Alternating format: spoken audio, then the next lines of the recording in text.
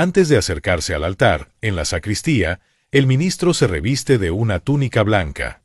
No se trata solo de una costumbre, es un signo que lo introduce en el misterio que está por celebrar. El alba, cuyo nombre proviene del latín albus, que significa blanco, cubre todo el cuerpo y recuerda la vestidura bautismal. Su color evoca la nueva vida en Cristo y llama a la coherencia de vida y a la pureza de corazón. Según la instrucción general del misal romano, numeral 336, la vestidura sagrada para todos los ministros ordenados e instituidos, de cualquier grado, es el alba, que debe ser atada a la cintura con el cíngulo, a no ser que esté hecha de tal manera que se adapte al cuerpo aún sin él. Pero antes de ponerse el alba, si ésta no cubre el vestido común alrededor del cuello, empléese el amito. El alba es la vestidura común de los ministros, obispo, presbítero, diácono o acólito, y signo de su función sagrada, así como de la dignidad bautismal que todos compartimos en Cristo. Al revestirse, el ministro no actúa en nombre propio, sino en servicio y en nombre de la Iglesia, participando en la obra de Cristo mismo. Por eso, el sacerdote suele decir la oración tradicional: «Hazme blanco, Señor, y purifica mi corazón, para que, lavado en la sangre del Cordero, goce de las alegrías eternas». El alba es una vestidura litúrgica, signo visible de bautismo, de servicio y de santidad. El cíngulo es una de esas vestiduras litúrgicas que fácilmente pasan desapercibidas, pero que encierran un profundo significado espiritual. Proviene de un verbo latino que significa ceñir. Es un cordón grueso que se coloca sobre el alba, a la altura de la cintura, y su uso se difundió a partir del siglo XV. A simple vista puede parecer solo un elemento práctico, destinado a ajustar el alba al cuerpo. Sin embargo, en la tradición litúrgica de la Iglesia, el cíngulo habla de algo mucho más profundo. Simboliza la pureza del corazón, el dominio de sí mismo y la total disponibilidad para el servicio de Dios. El ministro no sube al altar por sí mismo, sino con el corazón ceñido, preparado y dispuesto al Señor. El cíngulo puede ser blanco o del color litúrgico correspondiente al tiempo de la celebración, integrándose así armónicamente al conjunto de las vestiduras sagradas.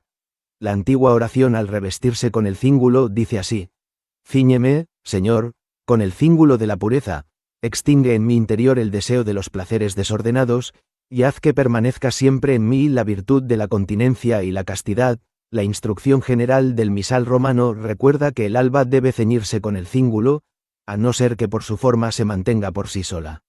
Y el ceremonial de los obispos lo presenta como parte de la vestidura común de los ministros, signo de sencillez y servicio. ¿Alguna vez te has preguntado qué significa esa banda que el sacerdote lleva alrededor del cuello en la misa? Se llama estola, y es uno de los signos más antiguos del ministerio sacerdotal. La estola representa la autoridad espiritual que Cristo confía a sus ministros y el yugo del servicio por amor a su pueblo. Por eso el sacerdote la lleva sobre los hombros, como quien carga con el rebaño que se le ha confiado. Su origen se remonta a los primeros siglos de la Iglesia, cuando era un paño distintivo de los ministros durante la liturgia. Con el tiempo, se convirtió en signo del poder sacerdotal para celebrar los sacramentos. Es importante recordar que la estola va sobre el alba y debajo de la casulla, como signo de orden y dignidad.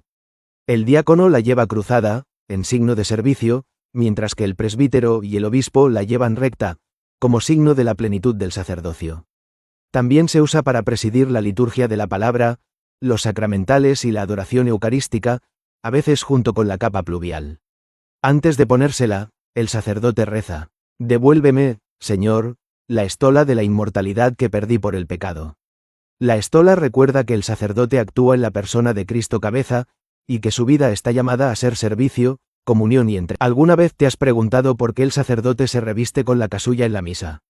No es solo una vestidura, es un signo profundo del misterio que se realiza en el altar.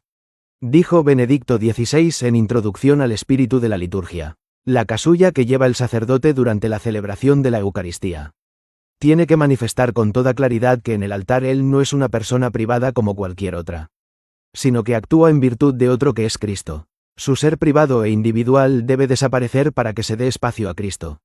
No vivo yo, sino que es Cristo el que vive en mí. Se trata de palabras con las que Pablo expresa la novedad del bautizado, el cual vive de una experiencia totalmente personal de Cristo, y que poseen para el sacerdote presidente un valor especial. No es él el importante, lo es Cristo. No es él el que se da a los hombres, sino Cristo. Cada gesto, cada palabra, cada acción del sacerdote en la misa se convierte en un canal donde Cristo mismo se entrega a los hombres. El sacerdote es hecho un instrumento de Cristo. No actúa desde las propias potencialidades, sino que es mensajero, más aún, presencializador de otro. En cada celebración, el altar se convierte en el lugar donde lo divino toca lo humano. Obra in persona Christi, como repite la tradición litúrgica. La casulla no es solo una vestidura, es una invitación a mirar más allá de la persona y reconocer. En la liturgia, es Cristo quien obra, quien se entrega y quien salva. ¿Alguna vez te has preguntado qué es esa gran capa que el sacerdote usa en procesiones o bendiciones con el Santísimo? Se llama capa pluvial, y es una de las vestiduras más solemnes de la liturgia. Su origen se remonta a la Edad Media, cuando los clérigos usaban una capa con capucha como abrigo bajo la lluvia. Con el tiempo, pasó del uso cotidiano al uso litúrgico, adquiriendo un carácter simbólico y ceremonial. A diferencia de la casulla, que se usa solo en la Santa Misa, la capa pluvial se reserva para celebraciones fuera de ella. Es la vestidura propia de las procesiones eucarísticas, de la bendición con el Santísimo, de las vísperas y laudes solemnes, y de algunos sacramentos o actos de culto especiales. El ceremonial de los obispos confirma su uso en celebraciones de gran dignidad y solemnidad fuera de la Eucaristía, dentro de la vida litúrgica. En cuanto a su forma, la capa pluvial es amplia, semicircular y abierta por delante. Se sujeta con un broche en el pecho y cae hasta los pies como un manto de majestad.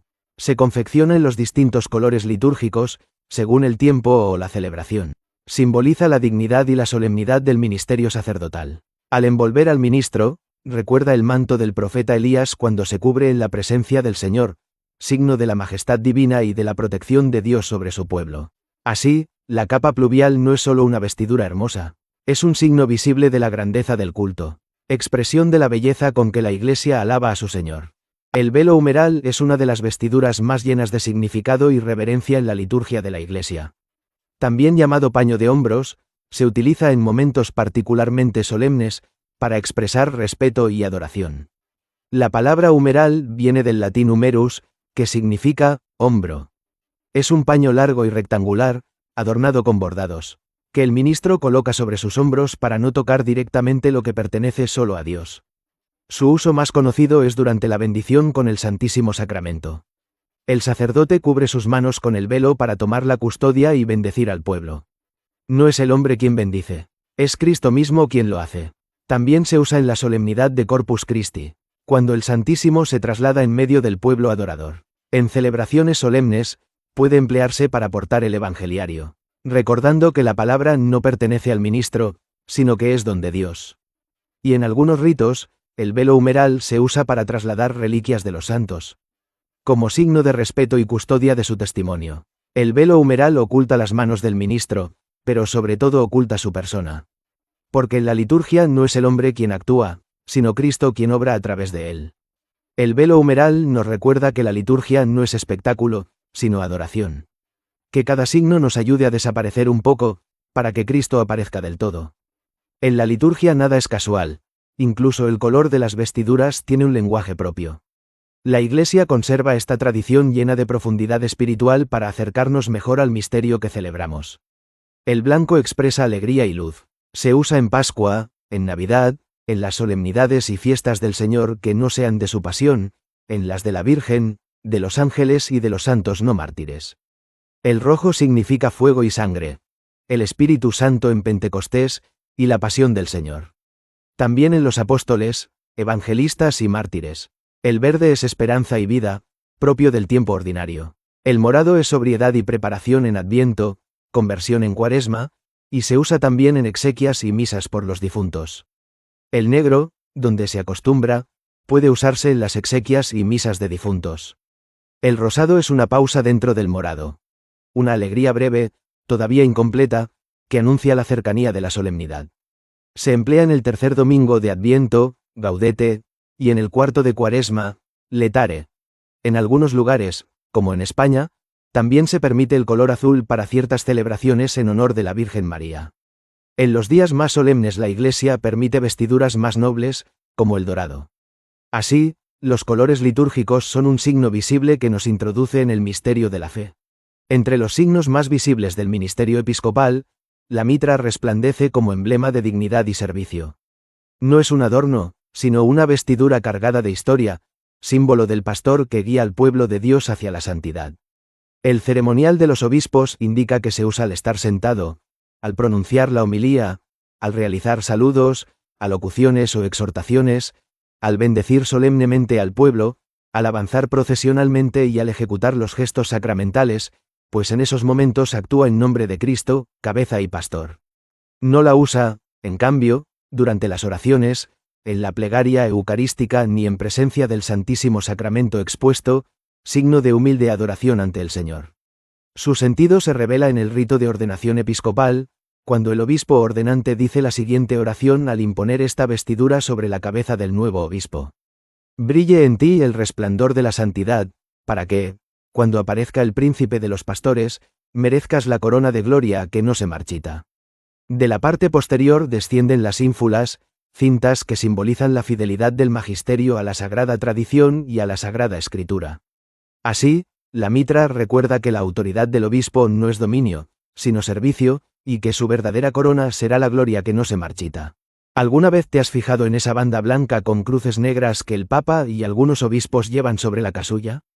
Se llama palio, y está lleno de significado. El palio es una faja de lana blanca que se coloca sobre los hombros, símbolo de la oveja que el buen pastor carga con amor.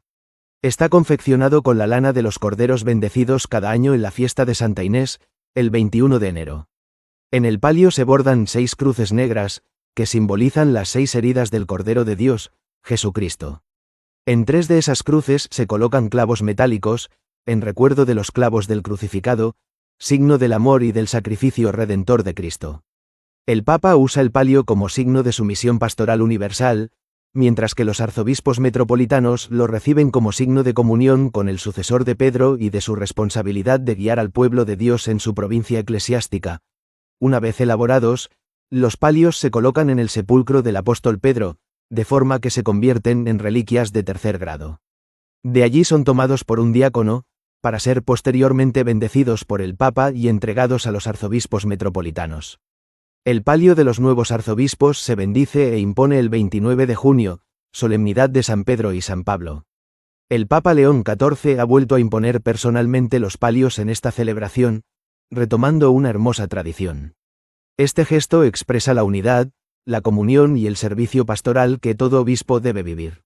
El solideo, del latín solideo, solo a Dios, es ese pequeño casquete de seda que cubre la cabeza del Papa, los obispos y algunos clérigos. Pequeño, sí, pero con un significado inmenso. Su nombre revela su sentido más profundo. Solo se retira ante Dios.